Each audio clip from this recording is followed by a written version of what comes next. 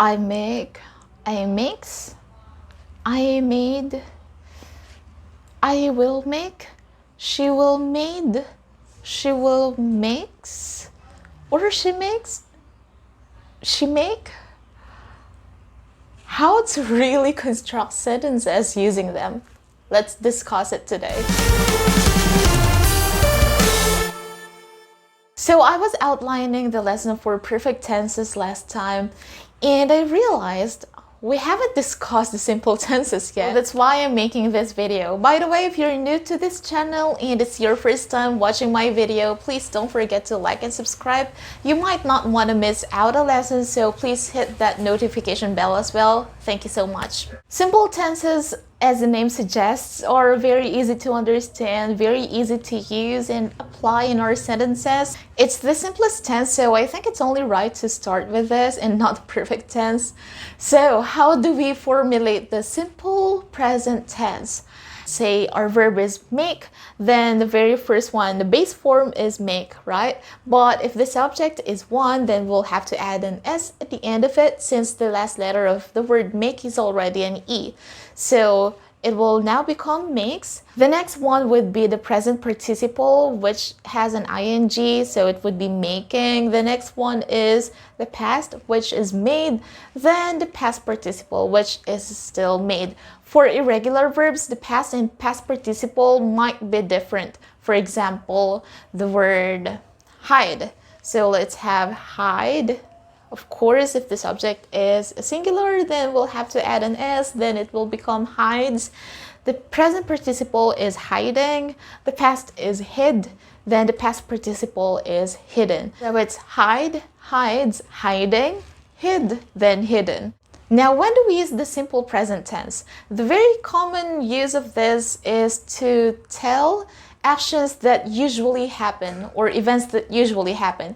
Let's say I make videos, I film, I edit my videos. We usually use words like every day or every week, every month, always for this kind of tense. Let's say I go to work every day. I always drink coffee in the afternoon. We also use the simple present tense when we're telling facts. I am a teacher. I am a Filipino. I teach.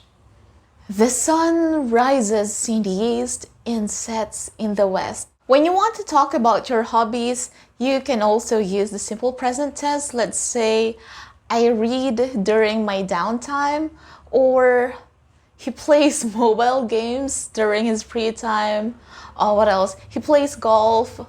When we talk about schedules, we also use simple present tense. Let's say the first boss leaves at 5 in the morning. The meeting is at 2 p.m. We're done with the simple present tense, so let's move on to simple past tense. We use this for actions or events that completely ended in the past. That's why we usually use words like yesterday, last week, last year, last month, or a long time ago.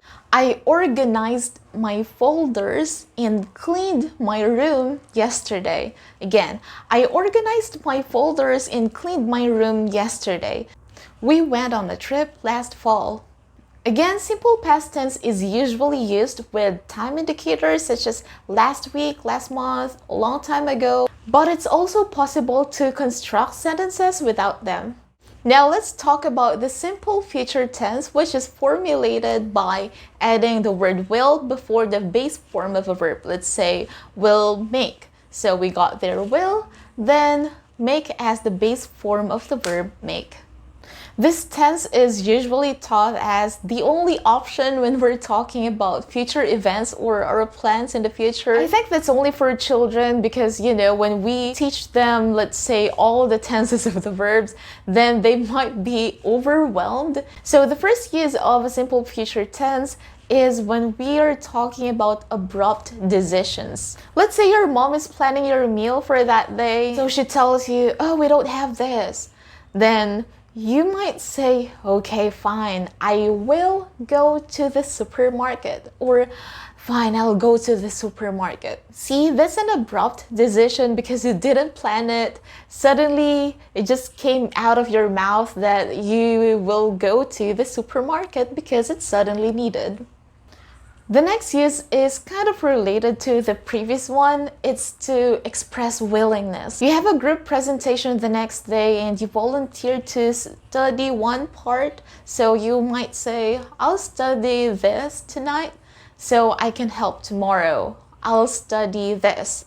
If you're not willing, then just add a word not. So it's, I won't study this.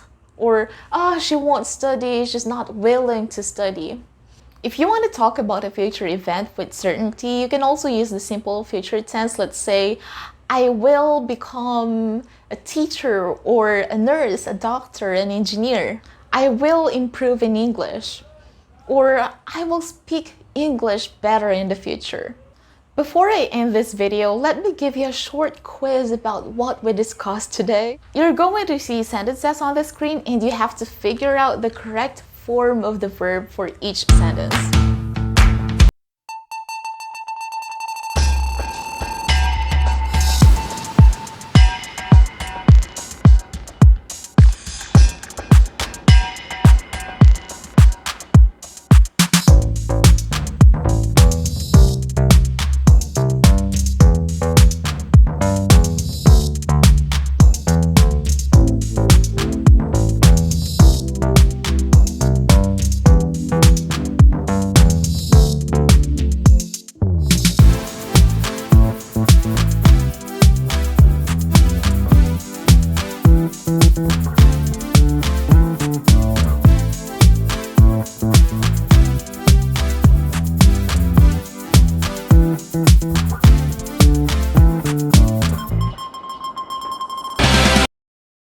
Questions did you answer correctly? Let me know in the comment section. Also, please don't forget to like and subscribe.